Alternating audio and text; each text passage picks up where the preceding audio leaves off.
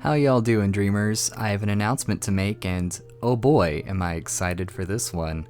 You see, I had this idea floating about my head for a while now, and I'm happy to say that I'm finally ready to tell you about it. But first, I'm going to show you a sneak peek into the pilot episode of The Antichrist Files. The episode is still in the works, but coming together quite nicely. The series follows 5 protagonists who are destined to destroy the world somehow in some way.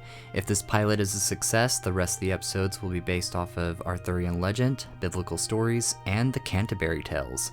I hope you enjoy what you see.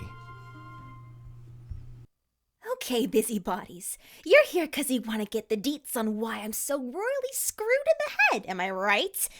Well, sit tight, kiddies, because my origin is a real doozy. I suppose I should start with the basics. I was a wee little lass who had it easy going for the most part.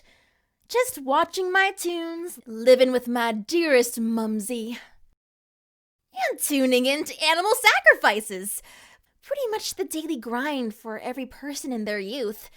So I'll just skip over the snorefest details and get to the juice of it all. I'm an antichrist who specializes in the nitty-gritty stuff. I'm talking pure chaos. Not to mention I have what some might consider to be an unhealthy diet plan. Honestly, I'm a little shook my dear mother hasn't tossed me in the loony bin yet. I mean, just look at me. What a hot mess. I could have at least grabbed some conditioner before hitting the streets like that. If that floofy-doo ain't proof enough not all the gears are turning upstairs, or at least a solid few are rusty, then I don't know what else does. But I digress. And for those spoil sports who want to play hero and say, killing is bad, Cinna, and don't you know Americans leave really bad indigestion? I have 2 good answers to that. 1, I only munch on those with a bad track record. Like murderers, con artists, and scums who sit on too high of a pedestal for our boys in blue to apprehend. Like, let me be real with you, how often does our big brother government actually serve justice when it's due? If you're quiet, that's all the answer I need. So think of me like a vigilante with an appetite. I literally have the stomach to do what needs to be done and don't beat around the bush. And numero 2, mind your own beeswax. It ain't gentle-like to question a lady's diet, you know. Of course, not everyone is too keen on my food palate. Merlin's bookworm apprentice can't get behind my methods, so we tend to butt heads. And swords. And occasionally fists, but I like her better than the rest of her co-workers. They're real stiffs. But Liliana and her ragtag group of eye-roll-inducing hero wannabes won't rain on my parade forever. Just like the rest of those meat-sack humans, their society is on the verge of collapse. And when the hellfire closes around them, the Antichrists will build a better, less humane world. And if you got a problem with it, you can go Language, Cinnabon. stick a sword where the sun don't shine. Better. Still explicit, but better. That's my darling brother Brutus for ya. Mr. Tall, dark, and brooding always keeps me PG up in this joint. But before I let you go, nosy Nellies, let me leave you with some classic Cinna philosophy. Call me a cornball, but I'ma be blunt and say family is everything. Brutus might put up a hard front, but I know deep down he's a big softy who's just trying to keep his wild-card sister from biting off more than she could chew. Sometimes literally. Remember when I choked on that shady man's kidney and he had to give me the old-fashioned Heimlich maneuver? How can I forget? There's a vault of unsavory memories. That one was king among them. I thought you were a goner for sure. Point being, keep your fam close, even if they are occasionally killjoys. They only throw a wrench in your fun because they care. And they don't want you suffocating on anyone's kidneys. It's a life lesson y'all crazies should keep to heart, 'cause you don't want to lose them. Trust me, it's not worth the drama. You really start to get to know the word gloomy when they're gone. Doesn't matter which shifty Fortune 500 suit and tie you brutally murder. Life just kind of loses the mirth that comes with the bludgeoning and cannibalism. When they're gone, chaos really loses its edge. And it's not worth... it's not worth... Oi, didn't mean to turn on the sobs. The waterworks don't make for a flattering image. Just remember you do you. And don't choke on anyone's kidneys. Love ya, bye! You're doing it again. You know that?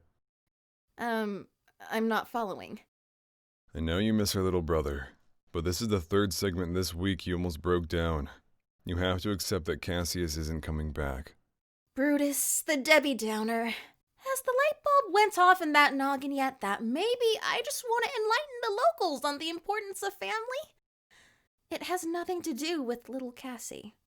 Psychology was never my strong suit, but that's a cast-iron case of denial, Cinnabon, if I've ever heard one. I ain't putting on a false face. I miss our wily, alcoholic little brother, and you know that. But the podcast isn't about him. I just don't think my messages ever hit home with my listeners. You know? I want my soapy life lesson to really land. That's why I'm spitting out the same Cinna family parable. If I have to be known as Cinna the Broken Record, then by Joe, I'm gonna be Cinna the Broken Record. Keeps families from falling apart. Right. Has nothing to do with Cassius. Hey, I ain't so dense that sarcasm flies over my head but for brain. Love, Cassius chose to leave. He wasn't happy here. With us, with Mother. He always felt like she was worming her way into his mind, puppeteering him. He's not coming back. I know, you've rehearsed this talk a dozen times over. I can tell. I just still don't get it, though. It doesn't add up. Mom is the definition of tough love, but, using her manipulation mumbo-jumbo on him is kind of a stretch. She'd never do that. I don't think. But he couldn't take that chance. Yeah, it was stupid. But if I know the runt of our litter, he acts on instinct. He'd much rather let his drunkard nature rob him of his senses than let Mother do that. I love Mother, and am loyal to a fault, but Cassius could never understand her, nor could she understand him. We both live under her roof, and we both know how easy it would be for her to take control of us without even knowing. I'm not for that plot twist, Brutus. Not at all. Neither was Cassius. That's why he left. I'm not going to pretend I didn't feel slighted.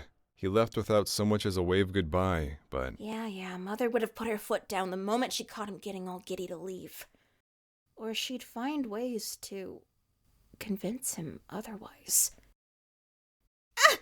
Cinnabon, what's wrong? I think it might have been something I ate.